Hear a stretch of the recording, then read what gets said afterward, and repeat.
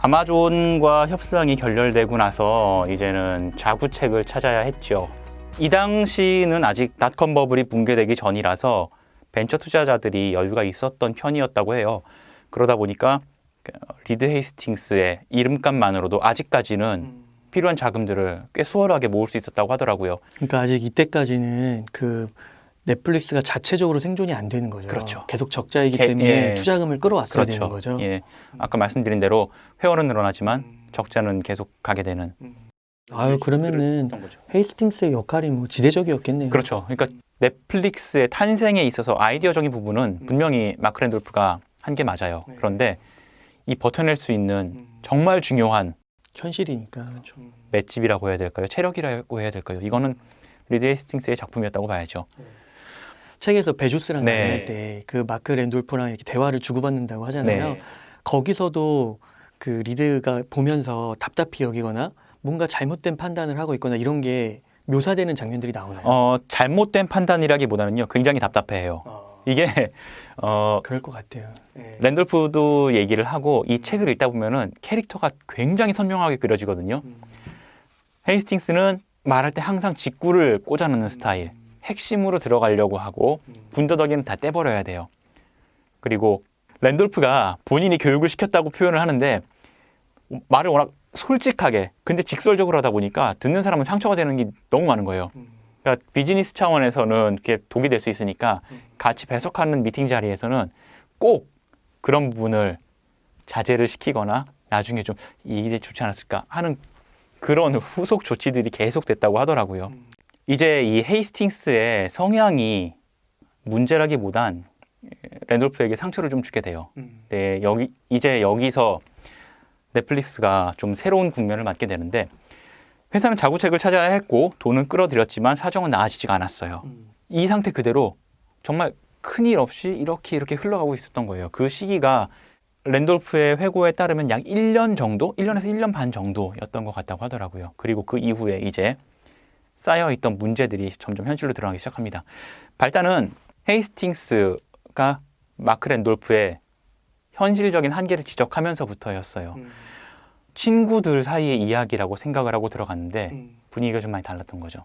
헤이스팅스가 랜돌프에게 자, 지금부터 내가 하는 얘기를 좀 잘 들어줘 라고 깔고는 그동안 너는 넷플릭스를 위해서 정말 잘해왔고 어떤 일들을 이뤄왔고 충분히 잘해왔었어. 그런데 나는 요즘 너의 판단력이 의심스러워. 너는 요즘 종종 올바른 결정을 내리지 못할 때가 있고 심지어 그 판단 착오가 회사에 심각한 위험을 초래할 수도 있을 것 같다는 느낌이 들 정도야. 이런 상황을 보면서 개인적으로는 너에 대한 신뢰를 잃지 않지만 회사 차원에서는 우려가 될 수밖에 없어 라고 하면서 PPT를 화면에 쭉 보여주면서 마크 랜돌프의 성과와 업적에 대한 거를 수치로 정량화해서 보여주기 시작하는 거예요. 랜돌프가 그걸 보는 순간 뚜껑이 열리죠. 지금 내가 안 좋은 CEO라고 나를 공격하는 건가? 대놓고 물어보는데 헤이스팅스가 이건 꼭 필요한 이야기야 라고 하면서 그 이야기를 계속 밀고 나가요. 어쨌거나 헤이스팅스는 지금 이로 인해서 넷플릭스가 어떤 위험에 처해 있는지를 굉장히 디테일하게 그리고 직설적으로 솔직하게 얘기를 했다고 적고 있어요. 그 세부적인 내용은 나오진 않습니다. 근데 그걸 듣는 랜돌프는 굉장히 당황스러웠다고 해요. 일단 첫 번째 반응은 분노였어요. 어떻게 네가 나한테 이럴 수가 있지? 내가 넷플릭스를 위해서 어떤 일을 했는데. 헤이스팅스가 그러니 네가 CEO 자리에서 내려오고 내가 CEO를 맡고 너는 지금 하던 대로 사장으로서 경영 일선에서 우리가 같이 협업 체계로 가는 게 맞겠다라고 해요. 저는 기업에 대한 이해가 좀 부족해서 그런지 이 부분이 크게 와닿지는 않았었거든요. 근데 아마 이 구조를 아시는 분들은 보면서 그러니까 이사님 같은 경우에는 엄청난 거죠. 왜냐면은 이제 이 책에도 그 부분 묘사가 네. 봤을 때 이제 느끼는 거지만 어떻게 보면은 이제 리드 같은 경우는 이제 그 회사에 아까 처음에 말씀해 주셨지만은 투자가였지만 그렇죠.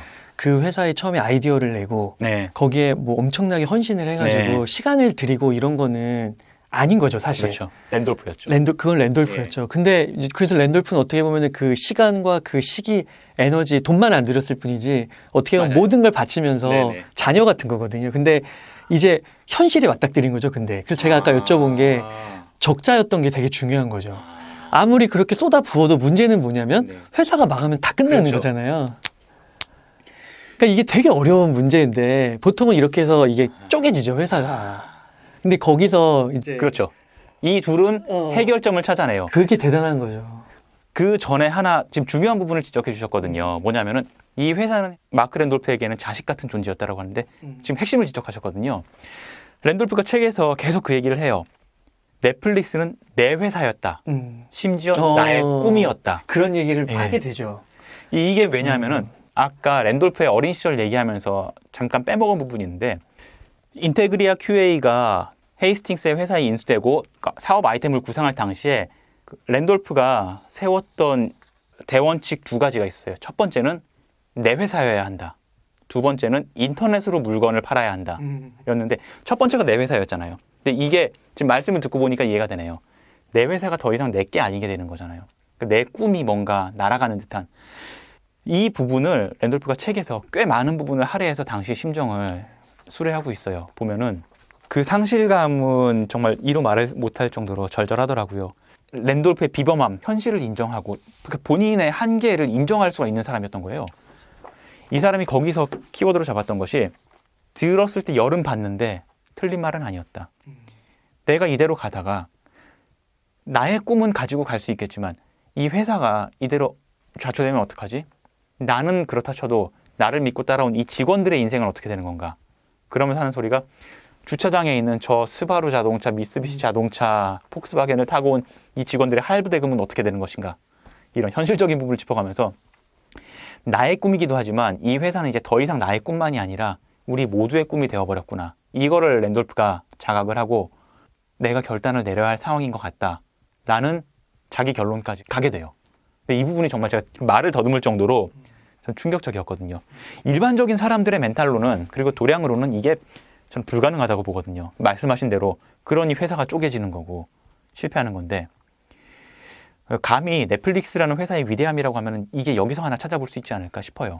헤이스팅스가 그렇게까지 했음에도 불구하고 랜돌프는 끝까지 헤이스팅스를 변호하거든요. 물론 처음에는 화를 냈지만 근데 결정적으로 이건 제가 읽으면서도 사람이 이럴 수가 있지 싶었던 부분이 그렇게 회담을 끝내고 헤이스팅스가 CEO를 맡기로 결정을 하고 두 사람 헤어집니다. 그리고 랜돌프는 집으로 돌아와요. 그래서 집에 와서 이제 아내하고 여기까지는 덤덤하게 얘기를 하고 아내도 수긍을 해요.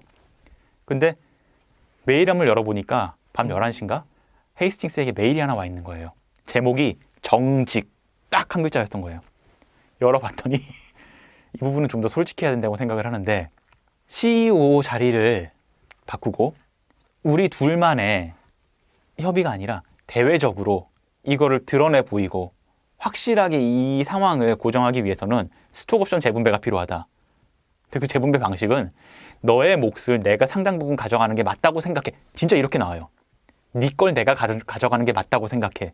그래야 사람들이 보기에 그 지분 비율이나 이게 납득이 된다는 거죠.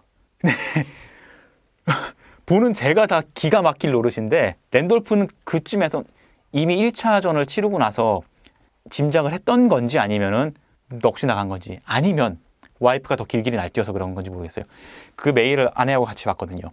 아내가 노발대발 난리가 났어요. 어떻게 사람이 이럴 수가 있냐고 하면서 넷플릭스라는 회사는 당신의 꿈이었고 당신이 모든 것을 바쳤고 그 사람이 돈 투자를 하고 뒤에 물러났을 때 모든 걸 당신이 만들었는데 어떻게 하루아침에 이럴 수가 있느냐라고 하면서 랜돌프 표현에 따르면은 목이 디스크가 올 정도로 격렬하게 분노했다고 표현을 하더라고요.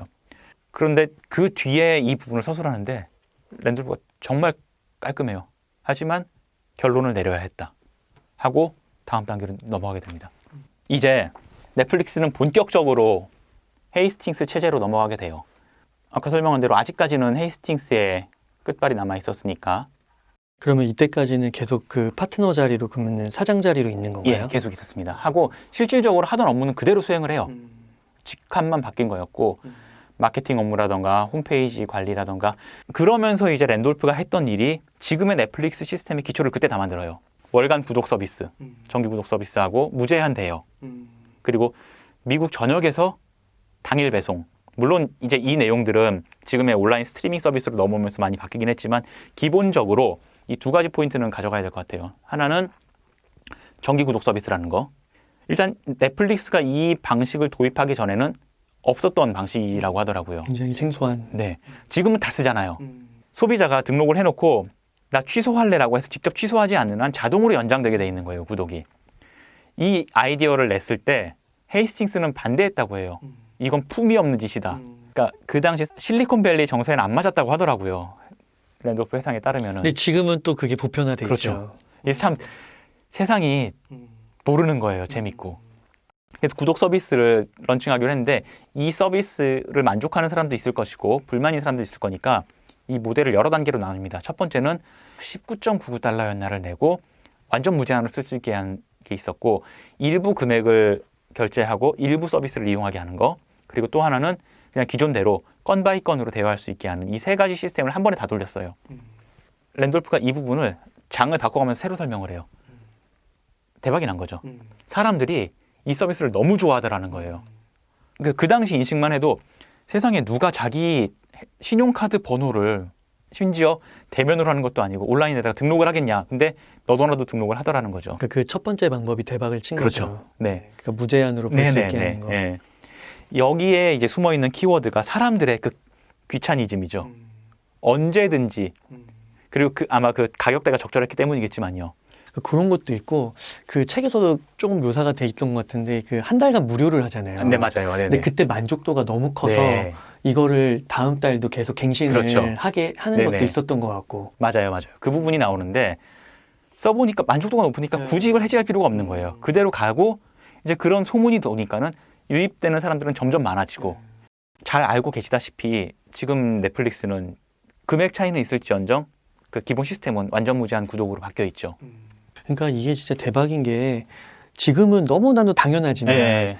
그 당시에는 이게 진짜 생소한 거여서 네. 지금 말씀하신 대로 그 세 가지 외에도 책에서는 뭐 중심적으로 세 가지를 설명하겠지만 네. 얼마나 많은 고민과 그렇죠. 그 적자에서 벗어나기 위해서 아이디어를 냈겠어요. 네. 그걸 다 시도해 가면서 결국 이걸 만들어냈고. 그 과정이 책에 한 챕터 정도 나오는데 어마어마한 지금 사업 모델이 나온 거거든요. 근데 그 부분을 한번 책을 읽어보실 때는 체크해 보시는 게 좋을 것 같아요. 그렇게 유료 구독 서비스로 가고 이즈음에 넷플릭스에 또 하나 전이었는지 후였는지 시기상으로 정확히 구분이 안 되는데 비슷한 시기였던 걸로 기억해요.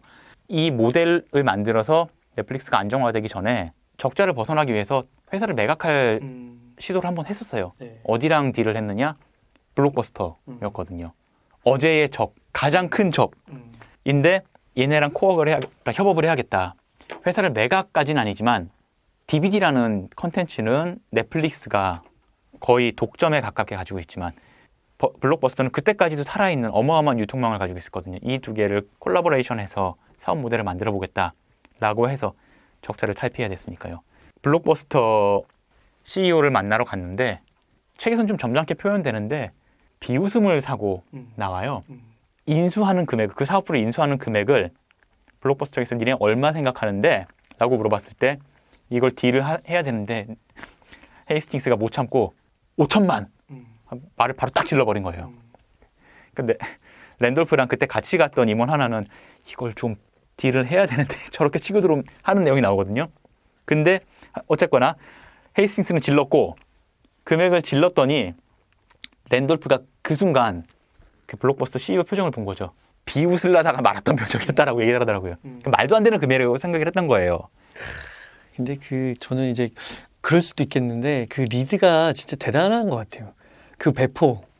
그 막 지휘하는 게 엄청난 자신감으로 똘똘 뭉친 사람이 아니면. 그러니까 그게 그 성공 경험, 그게 정말 배짱의 바탕이 되는 것 같아요. 그리고 아마 이 즈음에는 이 넷플릭스라는 사업의 가능성에 대해서 완벽하게 확신하고 있었던 것 같아요. 그 책에 그 내용이 나옵니다. 나오면서 그 얘기를 해요. 자, 그 세 명이서 얘기를 하는데 이제 이 협상은 결렬이 된 것 같고 이제 우리가 할 일은 저놈들의 엉덩이를 차주는 거다. 킥 S라는 표현이 있죠. 그게 나오더라고요. 뭐 결과는 아시는 대로지만 지금은 그 블록버스터가 전 미국의 매장이 하나 남았다 그랬나? 제가 그렇게 알고 있거든요. 맞아요. 거의 망했, 네. 완전 망했죠. 예. 제가 이 기사를 쓰면서 그 자료 사진을 찾기 위해서 스톡 이미지 사이트에서 블록버스터를 검색을 해봤는데 이미지가 죄다 블록버스터 간판 밑에 closed for sale 이게 붙어 있는 거예요. 그러니까 현실을 정확하게 보여주는 거죠. 그때 블록버스터가 그 딜을 받았으면 어떻게 됐을까 생각해 보면 사실 좀 상상이 안 되거든요. 근데 참 그게 재밌는 부분이 그 마크랑 리드가 같이 갔잖아요. 네.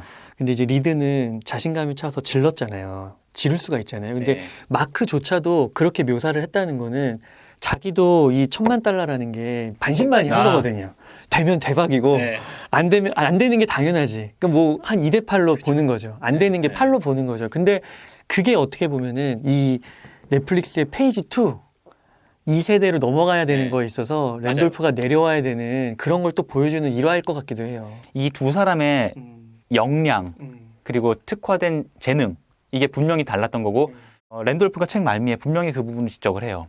그 두 사람은 너무 달랐지만 그게 서로 보완해주는 부분이었고 자기가 잘할 수 있는 부분에서 최선을 다했기 때문에 넷플릭스가 이렇게 클 수 있었다라는 부분을 지적을 합니다. 그러면서 그렇기 때문에 헤이스팅스를 자기는 존경하는 파트너이자 좋은 친구로 그 힘든 말을 정말 힘들었을지는 모르겠어요. 그냥 그 사람 성격이 그런데 그렇게 솔직하게 해줄 수 있었던 용기에도 감사하고 뭐 그런 식의 표현이 나와요. 그걸 보면서 제가 정말 랜돌프가 아까 인간미를 제가 말씀드렸잖아요. 배포도 큰데 되게 인간적인 사람이구나. 끝까지 그 휴머니즘을 놓지 않거든요, 이 사람은.